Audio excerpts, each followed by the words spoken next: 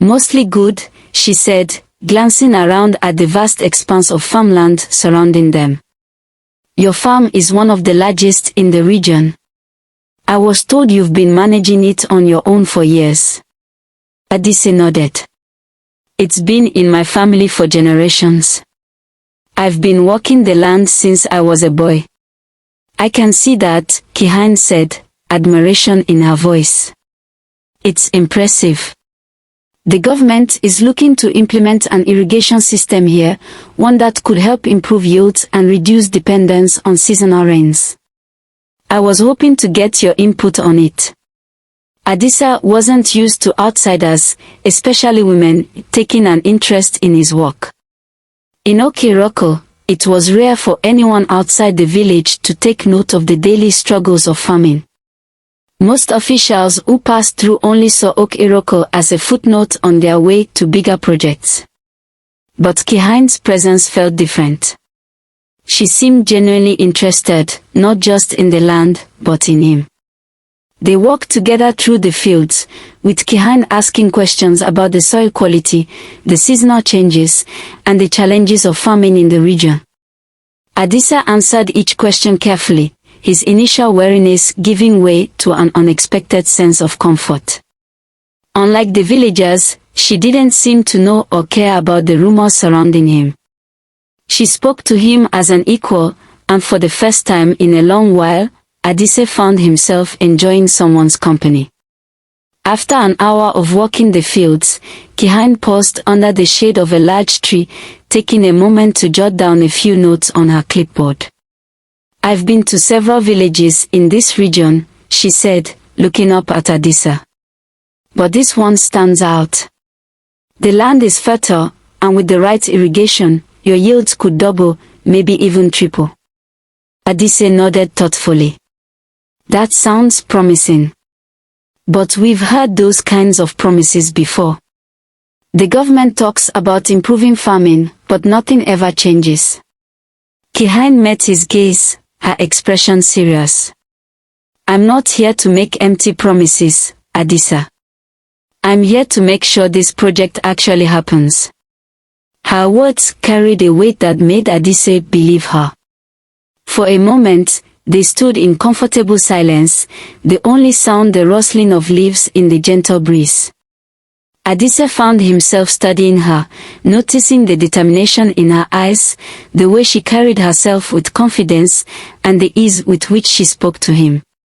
She was different from anyone he had met before, and it intrigued him. I'd like to keep working with you, Kihan said, breaking the silence. I think we can do something great here. Adisa smiled, a rare expression that didn't come easily to him. I'd like that. And so, over the next few weeks, Kihan and Adisa worked together closely on the irrigation project. Kihan's knowledge of modern agricultural techniques complemented Adisa's deep understanding of the land, and together they began to develop a plan that would not only improve his farm but also benefit the entire village.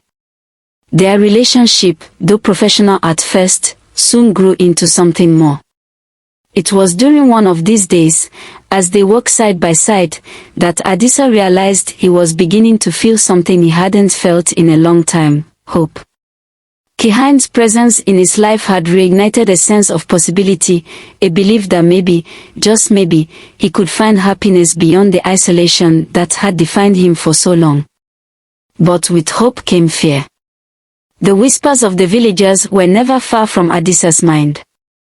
He knew how quickly word spread in Okiroko, and he dreaded the day when Kihan would inevitably hear about his curse.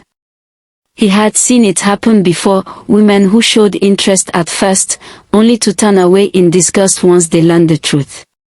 Would Kihan be any different? Could she see beyond the stigma that had haunted him for years? Adisa pushed those thoughts aside as best he could, focusing instead on the work they were doing together. He had built walls around himself for so long, afraid to let anyone in. But as Kihan's laughter echoed through the fields and her curiosity about his life grew, he found those walls slowly starting to crumble. One evening, after a long day of planning, Kihind invited Adisa to her guest house for dinner. The sun was setting over the hills as they sat on the veranda, enjoying a simple meal of pepper soup and yam. The conversation flowed easily, as it always did between them, and for a while, Adisa allowed himself to forget about the weight of his secret. But as the evening wore on, the tension between them grew. It wasn't just professional anymore, there was something deeper, something unspoken that lingered between them. Kihind looked at Adisa with a softness in her eyes that made his heart race, and for the first time in years, he felt the stirrings of attraction without the accompanying dread. As they finished their meal, Kihind leaned back in her chair and smiled at him. "You're different, Adisa. I've worked with a lot of people, but there's something about you. You make me want to stay in this village longer than I planned." Her words caught Adisa off guard, and for a moment, he didn't know how to respond. He felt a surge of emotions, hope, fear, longing, all swirling inside him at once. But he couldn't ignore the question that burned in the back of his mind: what would happen when she found out? The evening ended with a warm farewell, but as Adisa walked home through the quiet village streets, the weight of his secret pressed down on him harder than ever. He couldn't deny his feelings for Kihind any longer, but he knew that if he wanted any chance at a real relationship with her, he would have to tell her the truth. Days turned into weeks, and as the sun set and rose over Oak Iroko, the bond between Adisa and Kihind only grew stronger. They spent nearly every day together, working on the irrigation project that would change the landscape of the village's agriculture. But in the quiet moments between discussions of soil quality and crop yield, a new connection began to take root.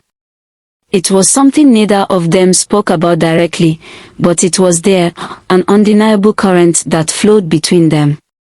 Adisa had always been a man of few words, his thoughts and emotions often buried beneath the surface. But Kihind had a way of drawing him out, coaxing him into conversations that went beyond farming.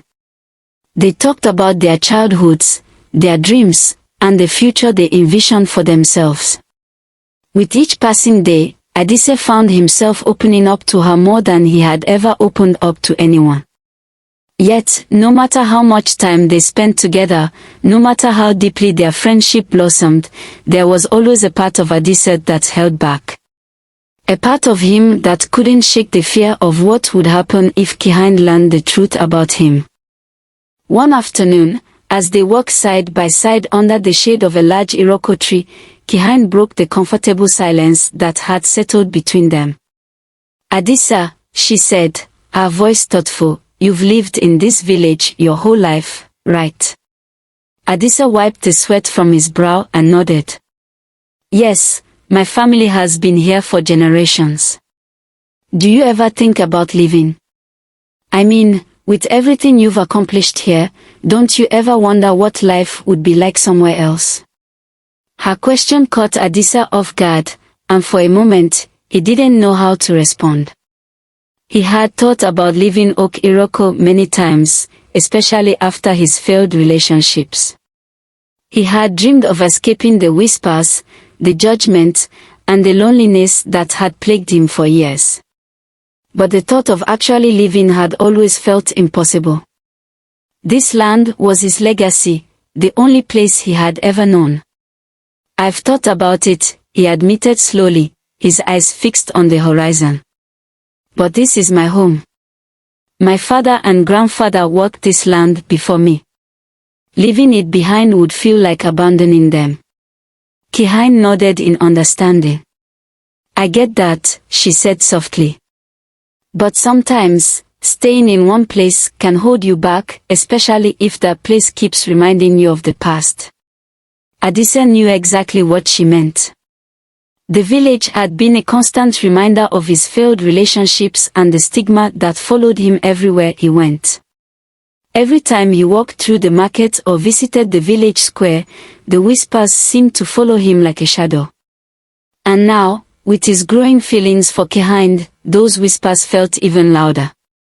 "What about you?" he asked, shifting the conversation away from himself. You're from the city. Why did you decide to come to a small village like Oak Iroko? Kihan smiled, a faraway look in her eyes. I grew up in Ibadan, surrounded by noise and people. It was always busy, always chaotic. But after a while, I started to feel like I needed something different. Something quieter. I wanted to work somewhere where I could really make a difference, not just be another face in the crowd. Her words resonated with Adisa more than she realized. He had always admired her independence and her willingness to break away from the expectations placed on her. It was one of the reasons he had grown so attached to her. But as much as he wanted to tell her how he felt, the fear of rejection loomed larger than ever. As the days passed, Adisa's internal struggle deepened. He knew that he couldn't keep his secret from Kihan forever. The villagers would eventually start talking, and if Kihan heard the rumors from someone else, it would only make things worse. But every time he thought about telling her, his throat tightened, and the words refused to come. It wasn't until one evening, when they were sitting together on the veranda of Kihan's guest house, that Adisa finally realized he couldn't keep his secret any longer. The sky was painted with shades of orange and pink as the sun dipped below the horizon, casting a warm glow over the village. They had finished their work for the day, and now they sat in companionable silence, sipping from cups of cold water. The atmosphere between them had grown more intimate, more charged, as if the weight of their unspoken feelings was becoming too heavy to ignore. Kihan glanced over at Adisa, her eyes soft and thoughtful. "You're quiet tonight," she said, her voice gentle. "Is something bothering you?" Adisa stared down at his hands, the familiar knot of anxiety tightening in his chest. This was it, the moment he had been dreading. He had to tell her, but the fear of her reaction made his heart pound in his chest. What if she looked at him the same way the other women had? What if she turned away from him, disgusted or afraid? Taking a deep breath, Adisa finally spoke, his voice low and hesitant. "Kihan, there's something I need to tell you. Something I've been keeping from you." Kihan's expression grew serious, her gaze never leaving his. "What is it, Adisa? You can tell me." For a moment, Adisa considered retreating back into silence. He could keep his secret hidden and hope that she never found out. But deep down, he knew that wasn't possible. If there was any chance of a future with Kihan, he had to be honest with her. "I've been alone for a long time," he began, his voice barely above a whisper. "Not because I wanted to be, but because I'm different. The women in this village, they're afraid of me. Not because of who I am, but because of my size." Kihan frowned in confusion. "Your size?" Adisa nodded, his face flushing with embarrassment. "It's not normal. My manhood, it's too large. Every woman I've been with has left me because of it. They say it's unnatural, that I'm cursed. That's why the villagers talk about me the way they do. That's why I've been alone all these years." For a long moment, Kihan didn't say anything. Adisa braced himself for her reaction, his heart pounding in his chest. He had seen this play out before, the shock, the disgust, the rejection. He was ready for her to pull away from him, to look at him with the same fear that had haunted him for so long. But instead, Kihan's expression softened. She reached out and placed her hand on his, her touch warm and reassuring.